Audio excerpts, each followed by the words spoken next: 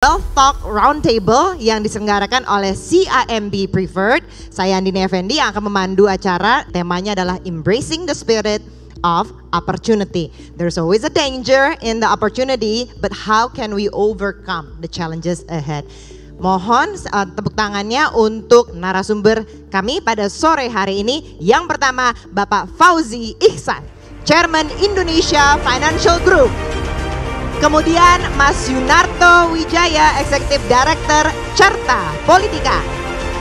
And last but not least, Ibu Lilis Setiadi, CEO Batavia Properindo Asset Management. Silakan Bapak-bapak, Bu. Selamat malam Bapak Ibu yang saya hormati.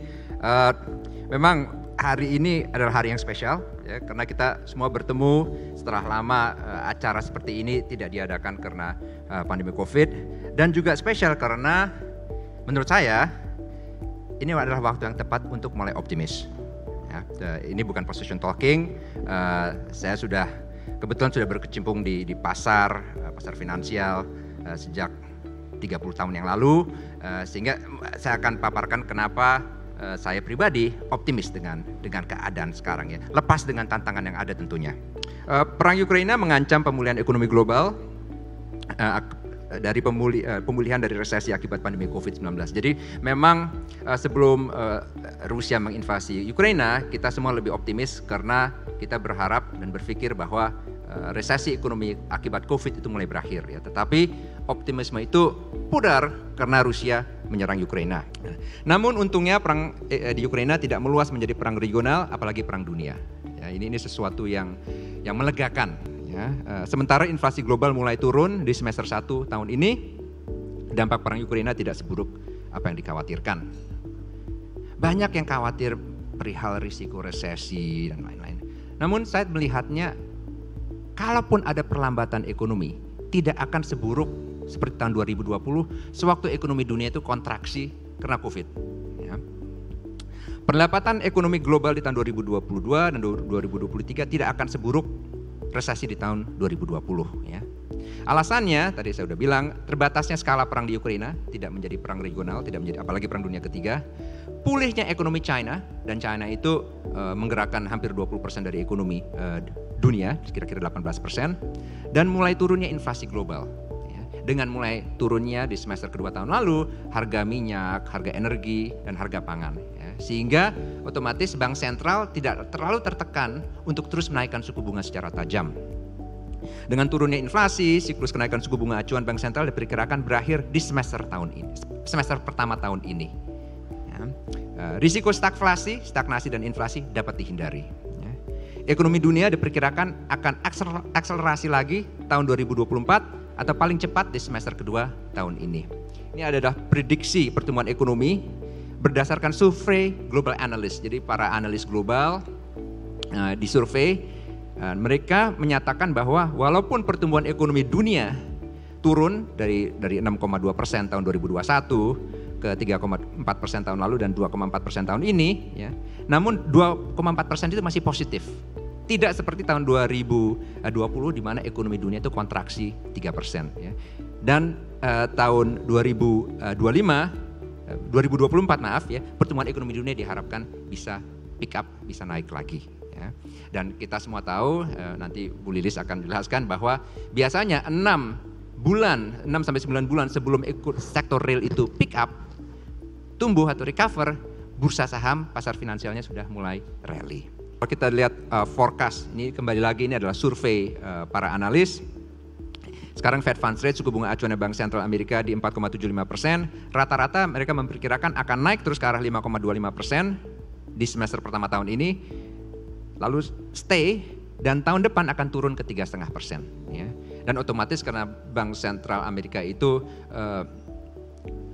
suku bunga acuannya itu adalah motor penggerak suku bunga global ya, dengan perkiraan turunnya suku bunga Fed Funds Rate tahun depan, otomatis suku bunga global diperkirakan juga akan turun, termasuk suku bunga di Indonesia. Di Indonesia, para analis memperkirakan suku bunga acuan Bank Indonesia stabil di 5,75% sebelum turun tahun depan ke 5%. Prediksi mata uang global ini yang terakhir. Kekuatan US dollar diperkirakan temporer. ya. Seperti krisis-krisis sebelumnya, seperti krisis finansial global tahun 2008, krisis pandemi tahun 2020, US dollar menguat dengan adanya perang di Ukraina. Ya, jadi tiap kali ada krisis, biasanya US dollar akan menguat ya, karena memang itu adalah safe haven currency. Menguatnya US dollar juga didorong oleh kenaikan Fed Funds Rate. Namun analis memperkirakan keadaan geopolitik global akan membaik dan suku bunga memuncak di semester 1 tahun 2023. Ini akan memicu arus modal kembali ke negara dengan pertumbuhan PDB dan suku bunga yang tinggi, ya, termasuk Indonesia. Ya. US dollar diperkirakan akan kembali melemah, khususnya dengan menguatnya ekonomi global di semester kedua tahun ini. Ya. Dan kalau kita melihat prediksi para analis, mereka memperkirakan memang US dollar itu akan melemah khususnya di semester kedua tahun ini. Rupiah diperkirakan akan terus menguat. Ya, sekarang spotnya di 15.250-an. Ya, para analis memperkirakan rupiahnya akan terus menguat ke arah 14.900-an di akhir tahun ini, bahkan terus menguat. Jadi pada intinya para analis global optimis, saya pun baik sebagai mantan analis atau sebagai investor juga optimis dan melihat krisis dan disturbance yang kita telah lalui 2-3 tahun terakhir dengan adanya krisis COVID, dengan adanya perang Ukraina, kita telah mengalami hal-hal yang terburuk. Ya. Dan seperti ya ada lagu ya, badai pasti berlalu, saya cukup optimis badai pasti cepat berlalu dan di semester kedua tahun ini pasar finansial global akan terus menguat. Sekian, terima kasih. Terima kasih. Kok tadi tone-nya lebih positif, optimis, kita coba dengarkan apakah Mas Toto juga share that optimism. We need something juicy, Mas Toto, before they get hungry or they leave the room. So, the floor is yours. Saya pastikan tugasnya adalah berbicara mengenai segala sesuatu sekarang di semua sektor. Seminar itu ditambahin biasanya di ujung di tahun politik, kira-kira gitu. Jadi tugas saya adalah mengartikan bahwa di tahun politik ini baik-baik saja. Semuanya dalam kondisi tensi yang baik-baik saja. Bapak Ibu, apa yang disebutkan oleh teman-teman dari ekonom atau pengamat politik, kita sering sekali mendengar istilah-istilah yang saya sebutkan di kota-kota kecil itu. Mau itu krisis energi, krisis pangan, lalu lalu perang Ukraina dan Rusia, lalu kemudian pandemik, dan yang dua kotak itu mungkin saya perlu jelaskan. Kenapa jadi sangat penting saya kaitkan dengan grafik yang ada di sebelahnya. Bapak Ibu, saya harus memulai dengan sebuah pernyataan pengakuan bahwa 2024 kalau kita bicara tahun politik pasti akan jauh lebih kompleks dibanding 2019. Saya menggunakan pendekatan yang dipercaya dalam terminologi ilmu politik di Amerika Serikat misalnya, karena kebetulan sama-sama mengenal terminologi pembatasan 2 periode. Ada 2 terminologi yang menarik yang bisa kemudian kita uji di masa-masa yang sekarang kita sedang hadapi menjelang 2024. Pertama adalah istilah lame duck government. Jadi seorang presiden yang sudah pasti akan pensiun karena ada pembatasan kekuasaan, itu akan menghadapi situasi yang pertama, apakah dia akan jadi lame duck. Lame duck itu artinya pemerintahan bebek lumpuh, dianya masih berkuasa secara de jure, tapi de factonya stakeholder ini mulai kabur-kaburan. Atau yang kedua, pertanyaan dalam bahasa yang lebih keras, second term curse, atau kutukan periode kedua. Indikatornya biasanya ada 2. Yang pertama kalau bicara secara ekonomi, indikator makroekonominya dibandingkan pada saat dia dilantik pada saat periode pertama, itu drop di periode kedua. Dalam terminologi pollster itu biasanya dilihat dari sisi approval rating atau kepercayaan publik yang biasanya rendah. Dan kalau kita baca dalam data-data kenapa ini jadi menarik di Amerika Serikat, karena misalnya dari 21 presiden Amerika Serikat yang berhasil naik kedua kalinya, kecenderungannya faktanya hanya 2 presiden yang itu dianggap tidak terkena kutukan periode kedua. Even Obama pun kena. Karena approval rating dari Obama di tahun terakhirnya itu it's even below 55%.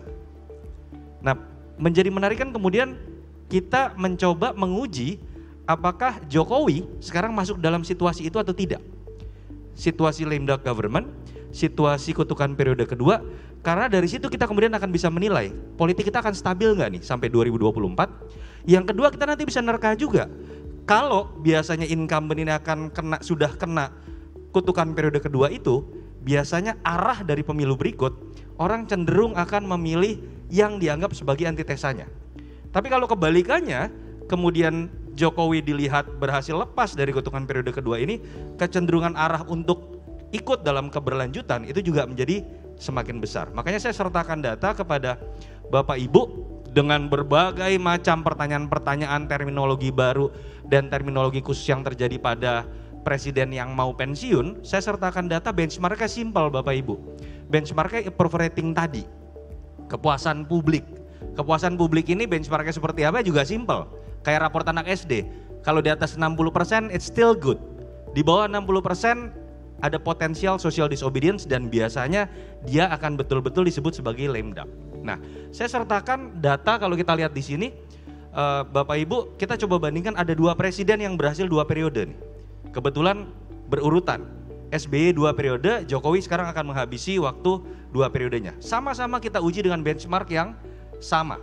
Walaupun memiliki problem kondisi eksternal yang berbeda, kondisi internal yang berbeda, tapi paling penting adalah bagaimana kemudian persepsi publik merespon terhadap situasi-situasi tersebut.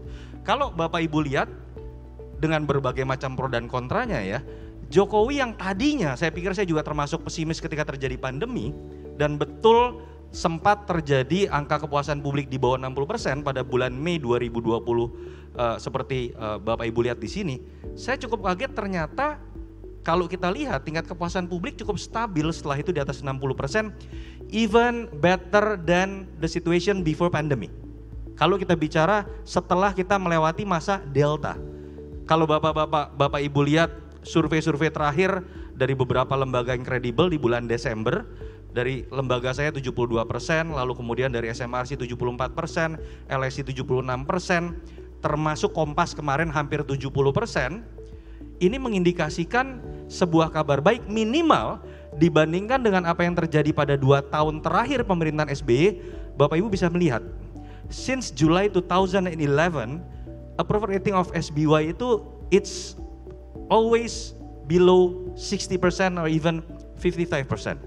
Itu yang menjelaskan kalau Bapak Ibu ingat, kenapa sih 2 tahun pemerintahan SBY terakhir tuh ada aja hak angket senturi, hak angket mafia pajak, lalu kasus di partainya sendiri, gonjang-ganjing Ibu Sri Mulyani dengan Abu Rizal Bakri dan lain-lain. Itu yang kita sebut dengan situasi lame duck.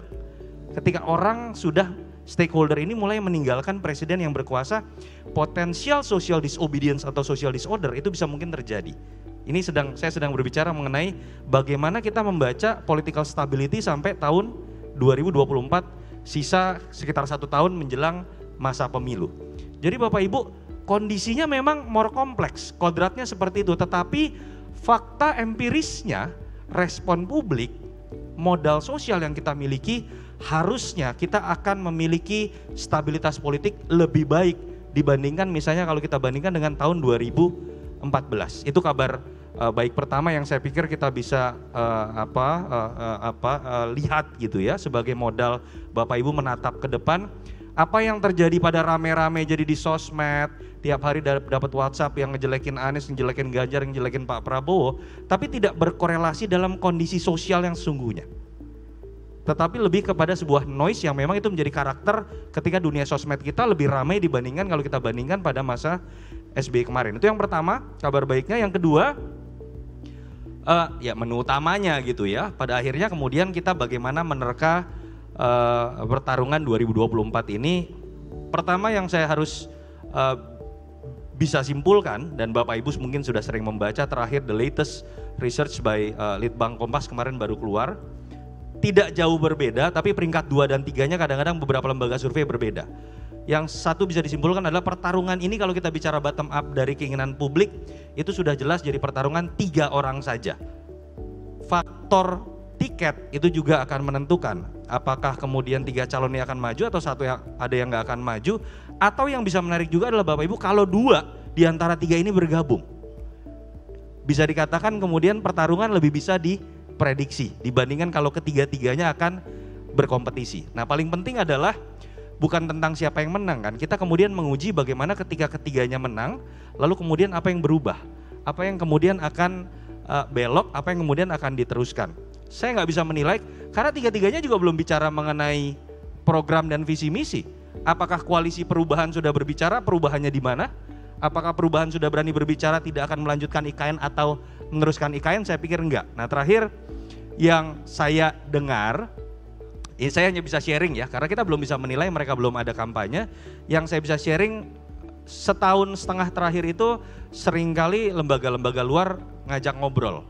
Dan mereka research sangat mendalam. 3 yang mereka tahu akan maju ini sudah mereka observe. Rata-rata pandangan kira-kira seperti ini. Pak Prabowo, sorry saya ngomong apa adanya ya. Mereka paling takut dengan Pak Prabowo. 1 karena dianggap kecenderungannya agak mengarah kepada aliansi pro-China. Pandangannya kira-kira seperti itu.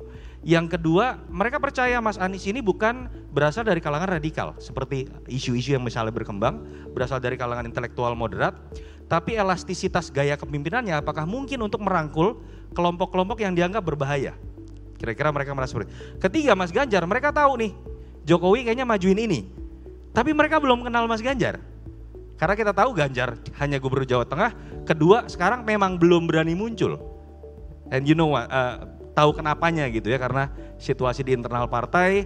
Jadi itu kondisi terakhir, dan paling penting adalah faktor pengali Bapak Ibu ketika berbicara di tahun 2024 akan lebih besar dibanding pemilu-pemilu sebelum. Ini kabar baik secara ekonomi, kita akan pertama kalinya punya pemilu serentak legislatif dan eksekutif di bulan Februari.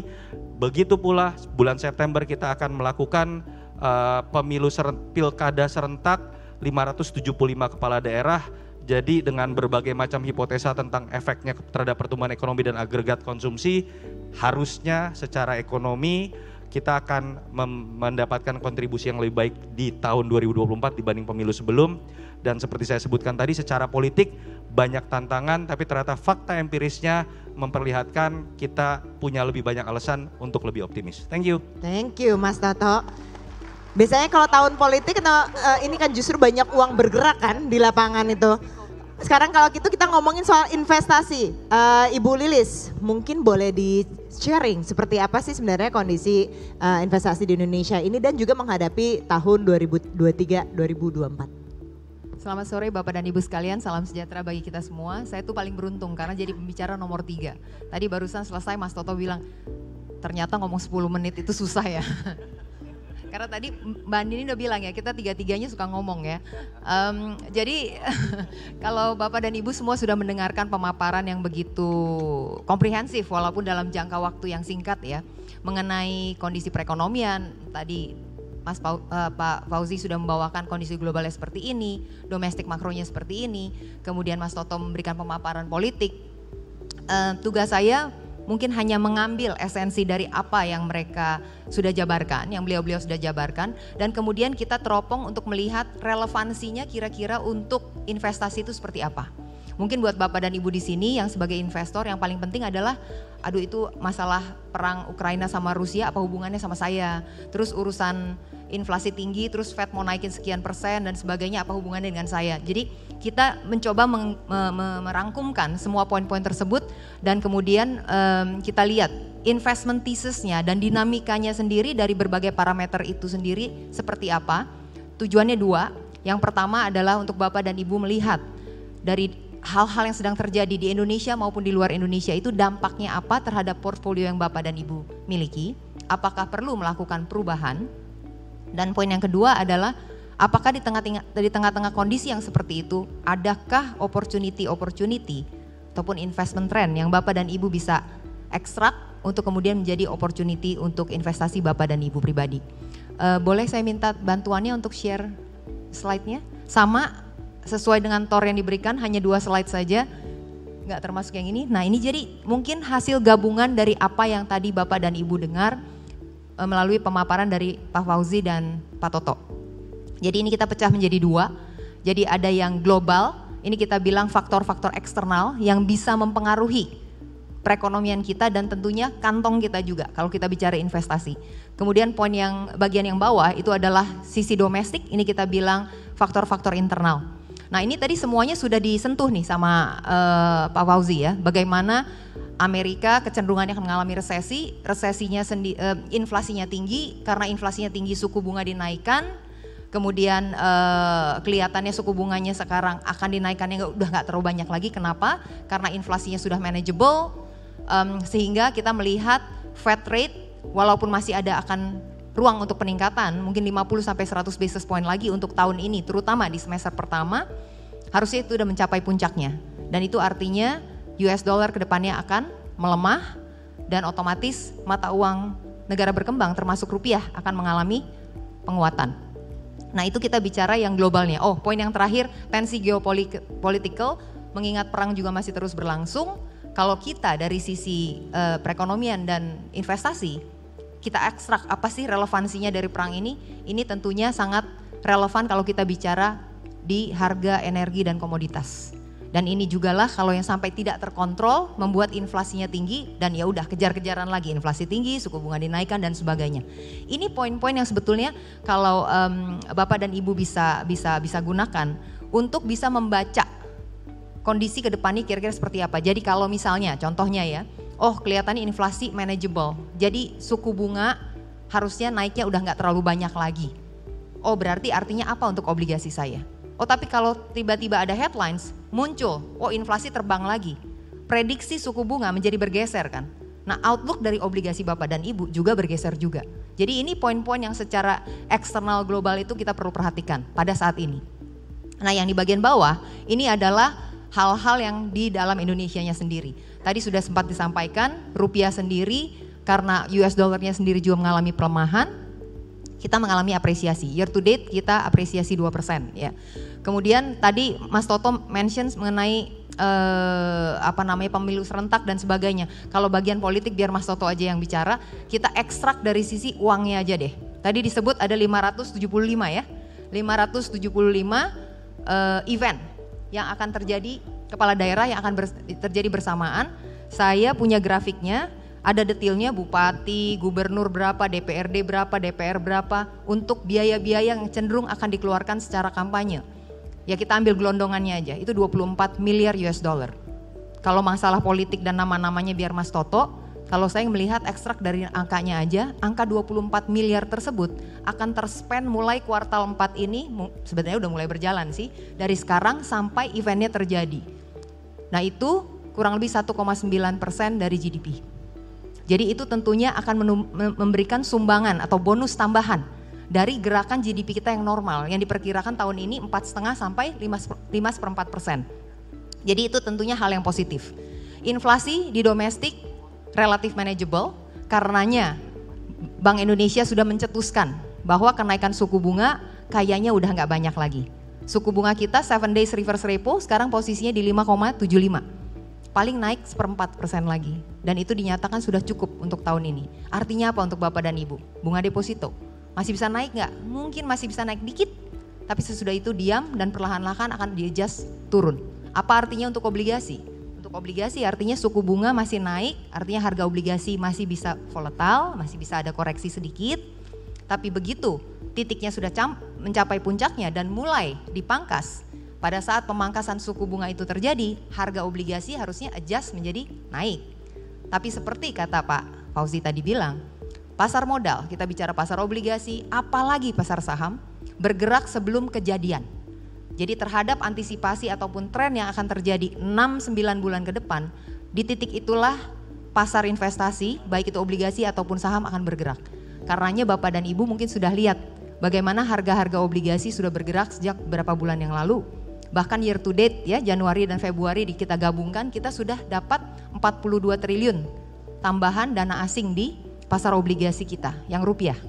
Sementara saham belum kemana-mana, flat lah, sekitar 2-3 triliun saja. Dan ini merupakan hal yang berbalik dibandingkan tahun lalu. Tahun lalu obligasi pemerintah 211 triliun asing keluar. 211 triliun. Kenapa? Apa alasan dibalik itu? Nggak lari dari ini Bapak dan Ibu. Tahun lalu suku bunga kita naik. Suku bunga naik, harga obligasi turun. Sebelum itu terjadi, asingnya keluar semua. Gitu. Jadi kurang lebih ini poin-poin yang kami coba paparkan di sini untuk Bapak dan Ibu sebagai investor perorangan ini bisa gunakan untuk mengejas, untuk melihat korelasinya apa sih sampai akhirnya nyampe ke instrumen yang Bapak dan Ibu miliki. Kemudian secara keseluruhan kondisi makro tadi sudah disampaikan, inflationnya manageable, kemudian secara anggaran juga sangat sehat. Jadi secara makro kita bicara ini kondisinya sangat sehat. Nah, kita langsung mengerucut aja ke instrumen investasi. Dan mudahnya deposito, obligasi, saham. Kalau deposito atau instrumen pasar uang nggak lari, yang kita perhatikan satu, suku bunga. Arah suku bunga akan kemana? Karena return, quote unquote, keuntungan yang Bapak dan Ibu bisa dapatkan melalui investasi di pasar uang akan sejalan dengan gerakan suku bunga. Nah, tadi kita sudah sampaikan suku bunga mungkin masih bisa naik sedikit lagi, tapi sudah nggak banyak. Artinya apa yang dapat Bapak dan Ibu nikmati sebagai dari return, ya dari bunga deposito, kecenderungannya akan di angka yang seperti Bapak dan Ibu nikmati sekarang.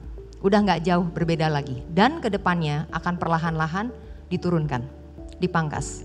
Bagaimana dengan obligasi? Untuk obligasi, dua faktor yang perlu dilihat, gerakan suku bunga dan mata uang. Kenapa jadi urusannya mata uang? Uang saya rupiah, masuknya ke obligasi rupiah juga. 15% dari pasar obligasi kita itu adalah kontribusi investor asing. Sehingga dari kacamata asing, selain dia melihat pergerakan yield atas perubahan suku bunga, dia juga melihat apakah rupiah apresiasi atau depresiasi. Kalau kita lihat suku bunganya tadi kita sudah bahas, berarti harga obligasi nggak terlalu kemana-mana, nanti cenderung suku bunganya turun, harga obligasi akan naik, rupiahnya mengalami apresiasi. Ini menjadi pendorong tambahan untuk investor asing terus masuk ke obligasi kita.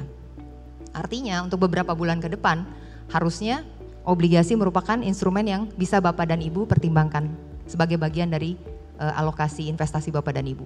Kalau saham bagaimana? Semua faktor yang ada di papan ini relevan.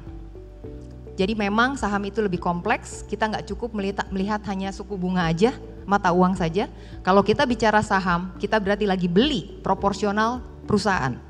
Dan biasanya kalau kita ngomong perusahaan, itu perusahaan bisa hidup atau enggak ya, perekonomian kita lagi begini. Artinya yang nomor satu diperhatikan adalah pertumbuhan, GDP. Karena hanya dengan perekonomian yang mapan, berkembang, perusahaan-perusahaan yang di dalamnya, termasuk juga perusahaan-perusahaan yang ada di Bursa Efek Indonesia, bisa berkinerja dengan baik dan berhasil mencetak pertumbuhan pendapatan atau earnings growth-nya ada.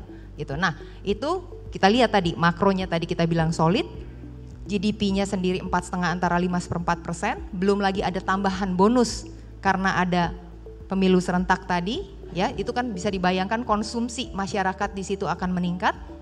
Kita bicara tahun ini saja. Kemudian rupiahnya apresiasi, kondisi globalnya masih ada beberapa yang perlu kita cermati, bisa bikin gonjang-ganjing sedikit, tapi bukan hanya kita sendirian. Semua negara berkembang lain pun terkena dampak yang sama, karena semua negara merupakan bagian dari global market.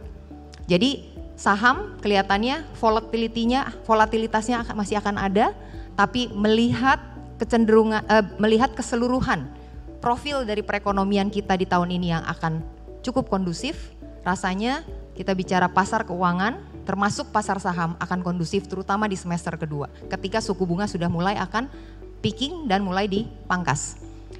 Slide yang kedua saya sebagai penutup saja, ini tolong next. Ini ada asumsi makro dan market yang kita cantumkan di sini, ini beberapa tadi saya sudah sampaikan. Di mana GDP 4,5 sampai 5,25%, yang saya lagi pakai adalah kolom terakhir Bapak dan Ibu, itu 2023 itu ekspektasi 4,5 sampai 5,25%. Inflasi kita akan kembali terjaga di bawah 4%, karenanya Bank Indonesia sudah mengatakan suku bunga tidak akan dinaikkan terlalu banyak lagi. Sekarang di 5,75, mungkin kita perkirakan bisa sampai 6%. Rupiah relatif stabil di posisi sekarang, bahkan bisa di bawah 15.000. Nah, perusahaan-perusahaan kelihatannya dengan kondisi perekonomian seperti itu di Indonesianya masih mampu untuk meningkatkan pertumbuhan, mampu meningkatkan pendapatan mereka antara 7 sampai 12%, jadi rata-rata 10%. Kalau kita pakai angka itu, mungkin perhitungan IISG di akhir tahun akan sekitar 7.600 sampai 7.800. Dan untuk sementara kita melihat tenor 10 tahun untuk obligasi pemerintah, jadi FR 96 itu kurang lebih yieldnya akan kurang lebih gerak-gerak antara 6,5 sampai 7%, sekarang di 6,85. Ini kurang lebih Bapak dan Ibu yang saya bisa sampaikan ini. Terima kasih. Terima kasih. Ibu Lilis. Mudah-mudahan udah punya gambaran deh nih. Tapi kalau gitu sebelum kita lempar nanti ke audiens, saya ingin tanya ke masing-masing narasumber. Ke Bang Fauzi terlebih dahulu. Bang Fauzi, tadi kita kalau bicara global, untuk ngelihat tahun ini aja dengan China sudah dibuka, kemudian kita lihat juga tensionnya antara China dengan Amerika itu masih terus berkembang. Plus lagi kita ingat juga nggak hanya Indonesia 2024 yang akan pemilu, tapi pun itu juga Amerika. Dan we know kalau misalnya mereka mau pemilu, they need to spend on something. Dan pasti ini China akan dijadikan musuhnya. Itu apakah nantinya akan berdampak juga terhadap Indonesia? Kemudian ke Mas Toto. Kita lagi ada perdebatan yang lagi kita tunggu-tunggu adalah apakah nanti sistem proporsional pemilu kita akan terbuka atau tertutup. Dan itu dampaknya bisa jadi nih kalau misalnya nanti ini tertutup. Artinya Anda nanti akan langsung pilih partai politik. Jadi Anda tidak pilih kandidat lagi. Apakah akan berubah jadinya dengan jadwal penyelenggaraan pemilu yang lain? Oh artinya apa tuh? Apakah dimundurin? Jadi bukan Februari 2024. Nah kemudian bagaimana dampaknya kalau seperti itu? Kemungkinannya bagaimana? Karena kalau udah PDIP yang minta, walaupun saya pakai bajunya merah karena ini CIMB bukan karena PDIP, itu biasanya dikasih gitu loh. Nah itu seperti apa? Kemudian Bu Lilis, kalau kayak gini keadaannya aku harus investasi apa? Silakan Bang Fauzi. Terima kasih ya.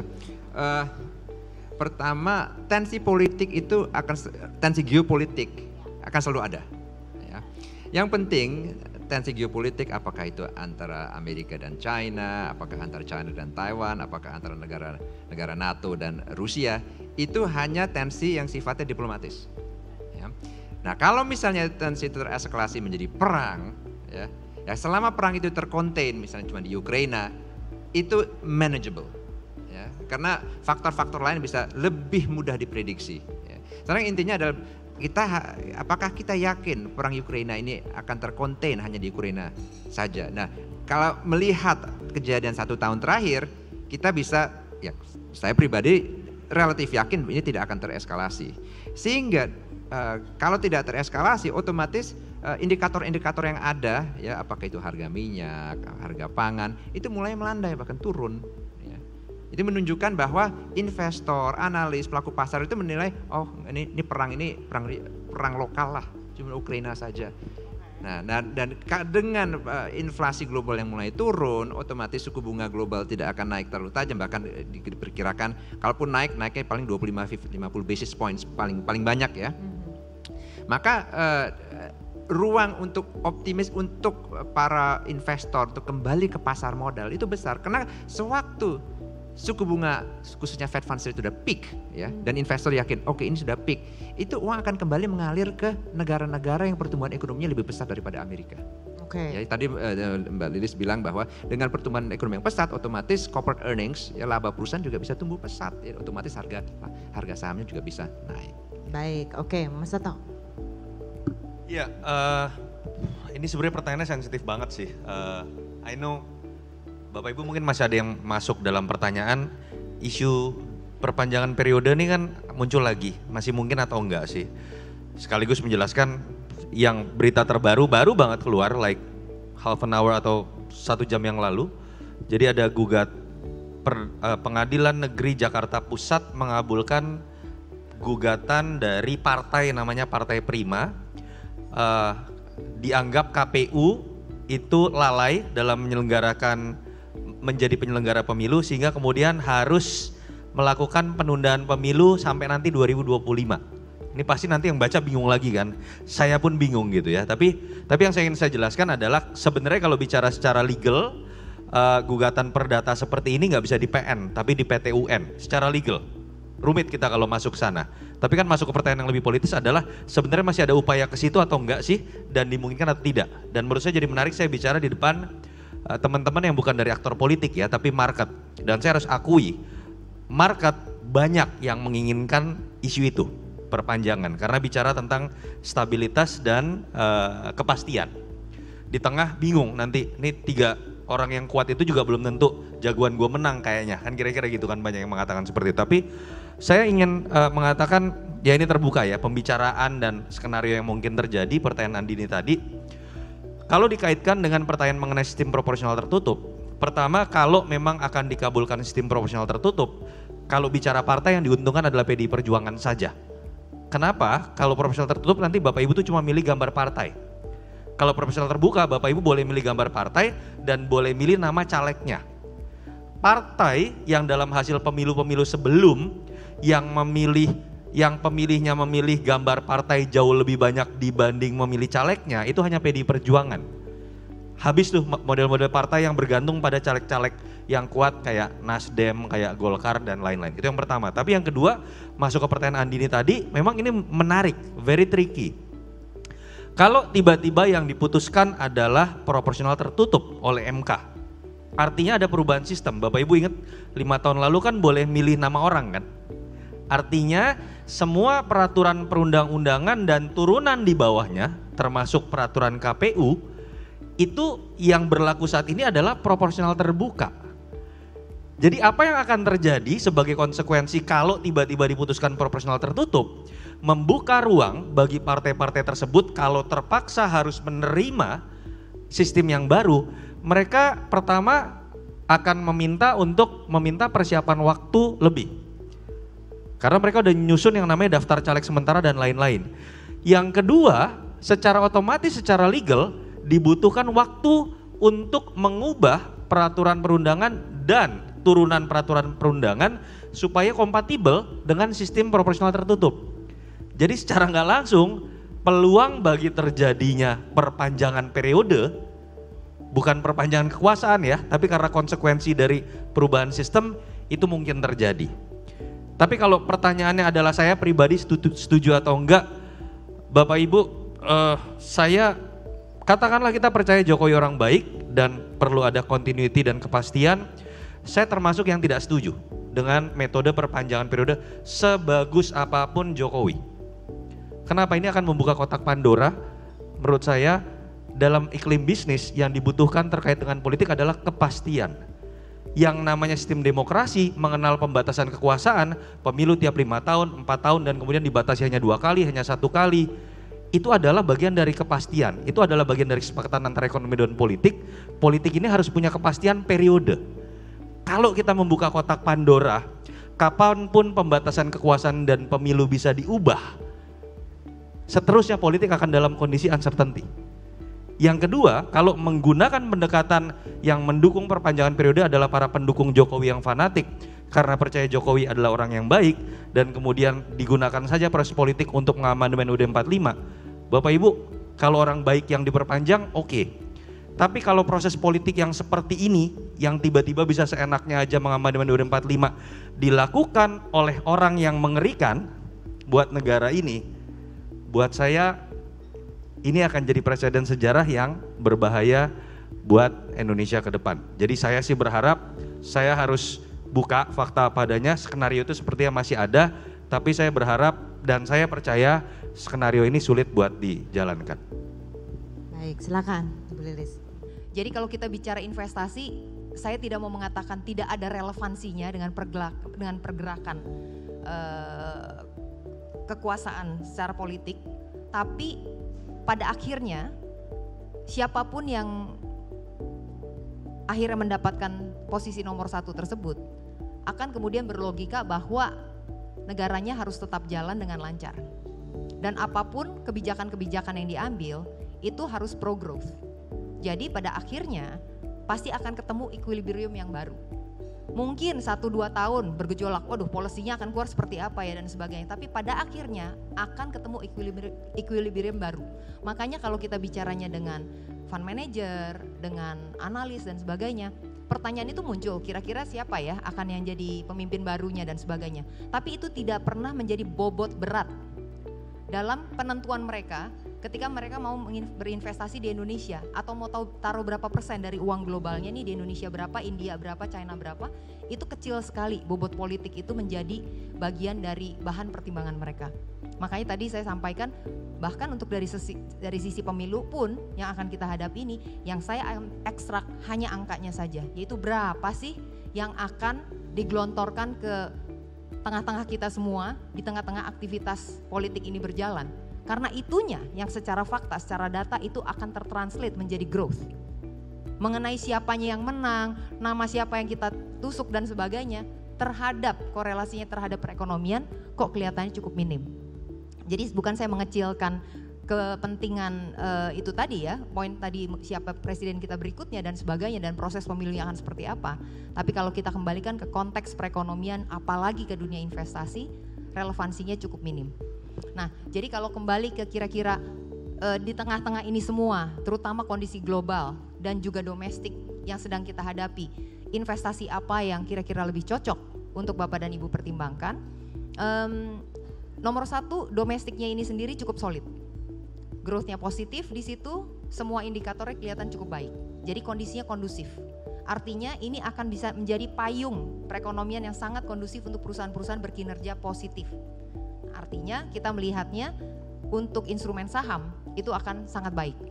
Tapi kita juga tidak bisa pungkiri kondisi globalnya masih ada beberapa hal yang bisa membuat pasarnya bergejolak. Nah, ini yang mungkin akan sedikit membuat mundur nih kinerja dari instrumen saham. Kita melihatnya ketika suku bunga sudah mencapai titik puncaknya dan kelihatan arahnya itu akan mulai diturunkan, pada saat itulah mungkin instrumen saham akan lebih semarak. Jadi mungkin lebih di semester 2 tahun ini. Gerakan nyatanya lebih kelihatan di semester 2. Nah, kalau obligasi karena sudah urusannya cuman suku bunga dan rupiah, sudah bisa lebih digambarkan arahnya itu akan semarak duluan. Maka itu obligasi Bapak dan Ibu sudah bisa melihat pergerakannya jauh lebih semarak di beberapa bulan terakhir. Kalau sahamnya kok dilihat-lihat dari tutup Desember sampai sekarang kok nge-flat ya. Kita tutup kan 6851. Hari ini kita sekitar segituan juga. Jadi 0%. Itu kenapa? Karena masih banyak faktor-faktor terutama yang global yang membuat ini cukup volatile. Dan ini masih perlu kita tunggu. Masih kita perlu cermati. Jadi lebih instrumen saham mungkin di semester 2. Kalau sekarang ini Bapak dan Ibu mungkin bisa nikmati obligasi sedikit lebih banyak gitu ya. Tapi jangan lupa pasar bergerak 6-9 bulan sebelum kejadiannya. Jadi untuk saham walaupun dibilang mungkin akan lebih semaraknya nanti di semester 2 tahun ini, bukan berarti Bapak dan Ibu nanti bulan Juli atau Agustus baru pilih-pilih. Mungkin udah agak sedikit ketinggalan kalau kita bicara ini ya, mencoba men-timing. Saya tidak merekomen untuk market timing di sini, tapi kenyataannya gerakannya itu akan terjadinya kapan? Mungkin dari kuartal 2 sudah mulai ada gerakan di situ, sehingga seperti Bapak dan Ibu yang investor individu di sini, jangan mencoba untuk market timing. Saya sarankan mulailah masuk secara bertahap. Secara bertahap itu nggak harus sama rata ya. Misalnya Bapak dan Ibu siap 100, bukan berarti 25, tidak harus seperti itu. Bapak dan Ibu bisa masuk 10 dulu, terus ngerem. Nanti kalau ada koreksi yang signifikan, 1 minggu terjadi koreksi 2%, 1 bulan koreksi 5-6%, padahal kondisi fundamentalnya tidak ada perubahan. Itu momen yang mungkin Bapak dan Ibu bisa gunakan untuk mengakumulasi secara lebih banyak. Nomor 1, fundamentalnya solid, kuat. Kalau Bapak dan Ibu mau bicara quote-unquote timing, lakukanlah secara bertahap beberapa kali. Tidak usah menunggu sampai semester 2. Mungkin jadi gabungan obligasi dan saham, secara timing lebih obligasi duluan, sahamnya nyusul berapa bulan kemudian mulai bertahap, tapi mudah-mudahan kedua-duanya akan perform baik di tahun ini.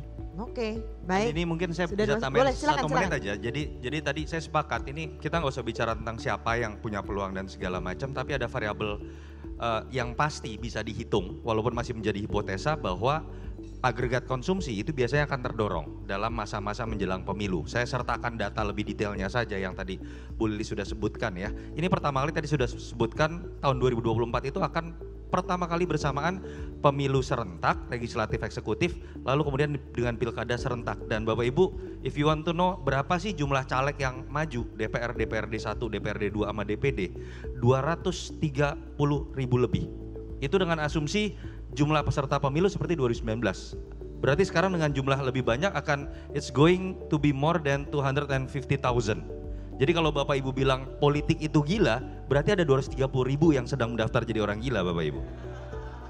It's very huge. Dan yang mungkin bisa, ini dianalisis jadi menarik gitu ya. Efeknya seperti apa sih dengan pemilu terakhir itu penelitian di LPM FEUI dengan sistem pemilu belum serentak seperti sekarang. 2014 hipotesanya adalah bisa menggerakkan growth 0,1 sampai 0,2%, tidak besar terhadap agregat konsumsi itu 1,75% penelitian terakhir, dan kita sekarang punya faktor pengendali lebih besar yang saya bisa sharing juga dan menarik sebenarnya bisa dihitung misalnya ya. Compare dengan 2019, betul masa kampanye kita sekarang lebih sebentar. Dulu itu 160 hari, sekarang hanya 75 hari. Tapi apakah itu berarti uang yang keluar akan lebih dikit? Enggak. Jumlah uang keluarnya tetap akan sama. Tapi diversifikasi bagaimana mereka mengeluarkan uang akan agak berbeda. Kalau masa kampanye resminya lama, kecenderungan itu uang akan lebih banyak beredar di alat peraga. Karena ketika masa kampanye resminya lama, aturan berlaku, Panwas dan Bawaslu bisa mengawasi, mereka lebih sulit memainkan money politik. Tetapi ketika masa kampanye resminya hanya 75 hari, artinya masa kampanye colongannya lebih lama, money politik yang masuk dalam bentuk cash biasanya, karena kalau sebelum masa kampanye, Panwas malah nggak bisa bergerak. Jadi rata-rata caleg pilkada juga atau caleg DPR, DPRD lebih senang kalau masa kampanye yang pemain money politik, lebih senang kalau masa kampanye resminya sebentar. Karena mereka lebih punya masa waktu kosong, colongan, membagi-bagi uang tanpa diawasi oleh Panwas. Logikanya dengan seperti itu, perputaran uang dalam bentuk cash yang bisa kemudian memutar ekonomi akan lebih besar dibandingkan dengan 2019 ketika masa kampanye resmi lebih lama. Itu sih. Kembali ke tema Embracing the Spirit of Opportunity dari Bang Fauzi. Embracing the Spirit of Opportunity, are you 100% optimist, cautiously optimistic, atau optimistic, cautiously, atau wait and see, lihat nanti deh? Mungkin karena faktor umur ya, saya udah pernah mengalami berbagai krisis ya, dari krisis Meksiko tahun 95. Just one word, I just need one word. Oh, That's it. berdasarkan pengalaman krisis yang sebelum-sebelumnya, di saat ini kita harus optimis. Oke, optimis. Mas Toto? Saya percaya tahun politik 2024 akan meneruskan optimisme dan sesuatu yang sudah terbangun sebagai legacy selama 10 tahun terakhir. Baik, Ibu Lilis? Lanjut optimis. Optimis. So there you go. There's your opportunity, ladies and gentlemen. Once again, all speakers. Ibu Lilis.